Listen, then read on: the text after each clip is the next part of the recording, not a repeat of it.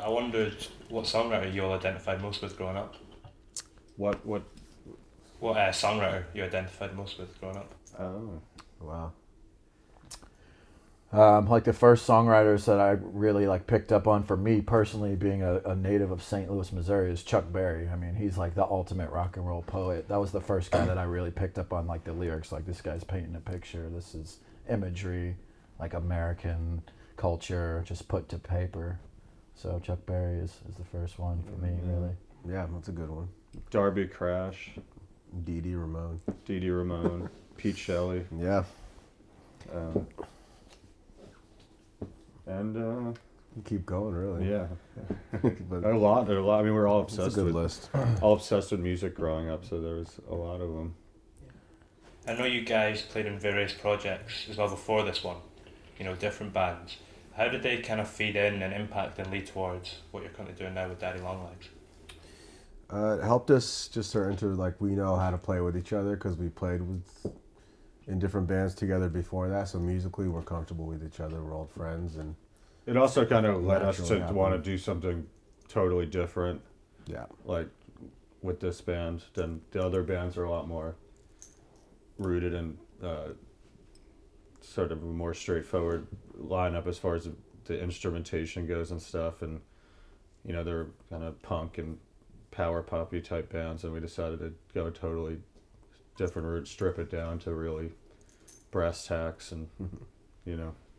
But yeah, us all playing in different bands together, it really helped with just the chemistry. We're kind of the last men standing from all the various bands, and realized that we all still wanted to do something, and everyone else sort of went off and kind of left music, and we all wanted to keep having a go at it. And obviously what you're making now can kind of be categorised as blues music, but it's not, typically kind of conventional. Right. It's trying to do something a bit different, it's been a bit experimental. Right. Was that always one of the intentions of the band, or was that something you kind of evolved to? It's something we evolved to, like when we started to take it more seriously. Because when we formed this band, it was just out of the like need to just have fun and do something. And all these other rock and roll bands that we were in, like we took it seriously. We wanted, to have a career in music. And when those bands broke up, we kind of gave up on that idea and formed this band just to play at house parties and stomp on the floor and holler. But we got an immediate reaction to it, and we realized that there was something there, and we needed to pursue it. Yeah, So. it's kind of funny that the bands we like put so much energy and passion and all that it's stressed about so much all just like didn't pan out at all. Fell And apart. this band we just kind of started to have a good time. Was the one that took off. But yeah, like we realized like there's if we're gonna do a blues band, like we have to do it our own way, and we had to figure out what that was, and that's still like a journey for us, and something that we're still learning and figuring out. You mentioned that the immediate reaction that you got when you started this band up. Mm-hmm. What was that reaction, and how did it kind of manifest itself? When I think about our old bands, it's like we really wanted like people to show up and dance and have a good time, and they really didn't do that. They just kind of stood there and stared at us or stared at the floor. When we started doing this, it was just like immediately like people were dancing, they were clapping, they were stomping, and hollering along with us. And it was, we weren't even necessarily playing the music for them. We were really doing it for ourselves. And as the band's kind of evolved, maybe you've found your sound a bit more, and you've pushed the sound in different directions. Has it become easier or harder to experiment? Like when you become more comfortable in your sound and what you're doing? The last record, I feel like we actually experimented more than we ever have before, really. And Jimmy's son, who produced it, kind of helped, with that in a few ways, and sort of encouraged us to like do things that we hadn't tried before and stuff. And yeah, I think that I'm excited for the next record because I want to keep, trying different shit. I mean, yeah. So I guess it's gotten easier in a way because we're not hung up on like trying to sound like the first record or anything. You know what I mean? Mm-hmm. Like we wanted. Yeah, we're not just trying to like, stick to traditional like values for playing rhythm and blues and stuff. Like we totally just want to like break the door down and yeah. Like, Had you guys recorded in Chicago before you did this album?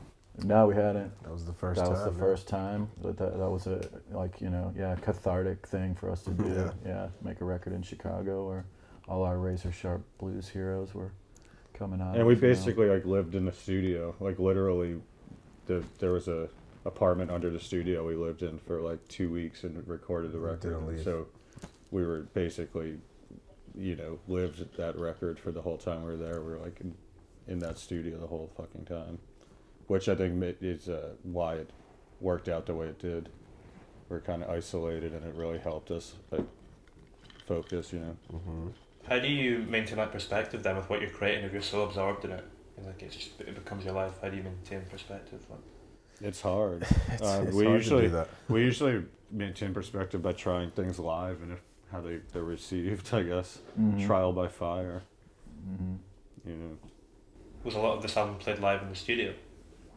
Yeah. Yeah, the basic tracks, a lot of just the band playing first, and we layer it on top. It's the way we like to do it. Yeah, everything was pretty much live takes and then built on the live take. I mentioned that because when I listened to it, there's like almost a sense of like vibrant energy, that comes out of it and that you hear. Do you think you've gotten better at capturing that with time? That kind of essence of the band? Yeah, I think like it took us a Yeah. while to figure out like how to properly record ourselves, because we have an unconventional setup.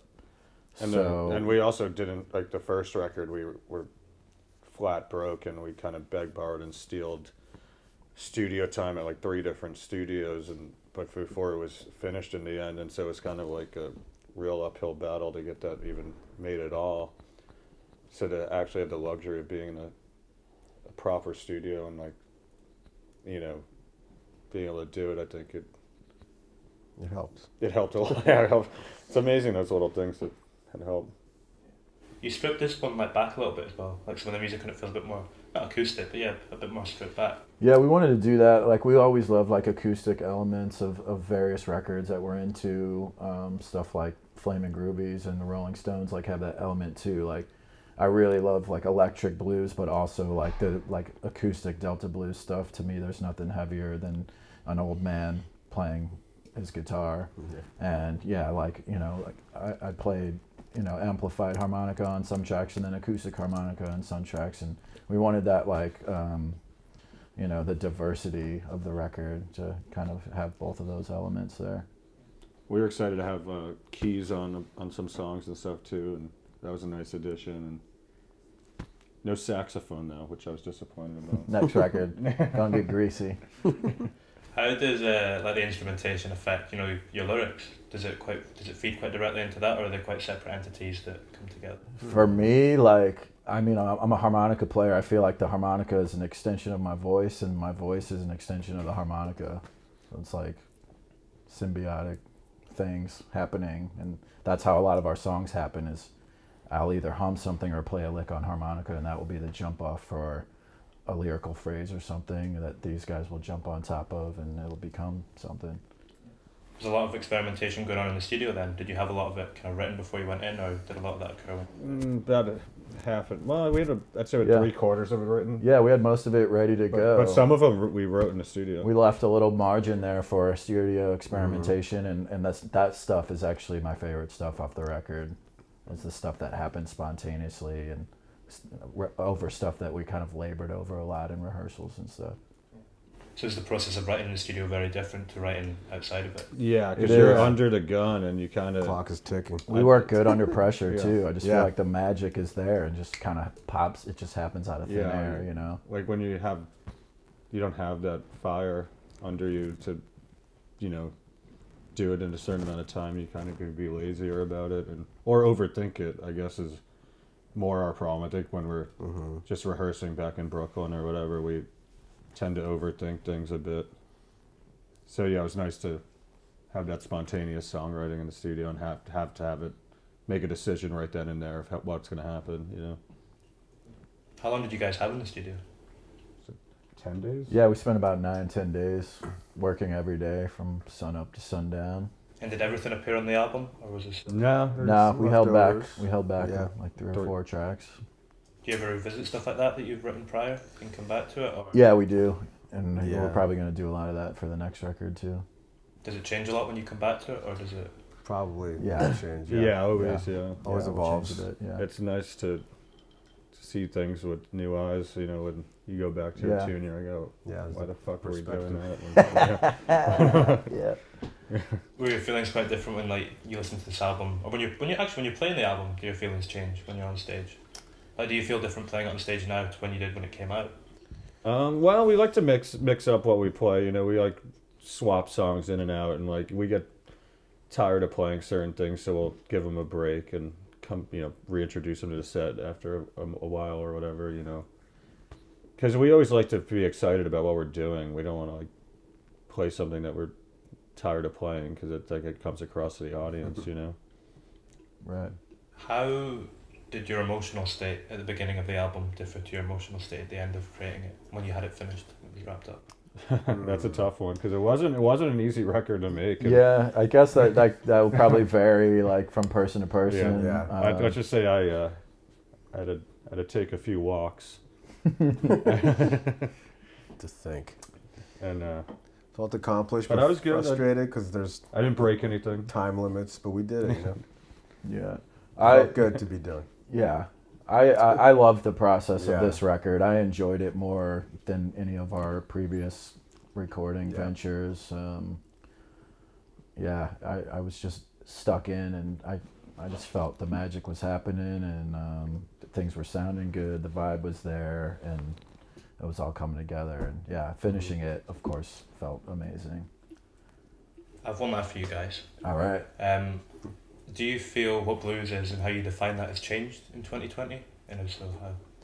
Well, I mean, not really. If Yeah. people still got the same problems and even worse problems now in a lot of ways that we won't go into, but so I mean, there's a lot to sing the blues about these days. Yeah, whether you like it or not, the blues is there. It's not going anywhere. Here to and- stay. Yeah, that's right. Yeah, that's quite a nice note to end it on. Yeah, right on, man. Thanks. All right, Cool. cheers, Thank man. you.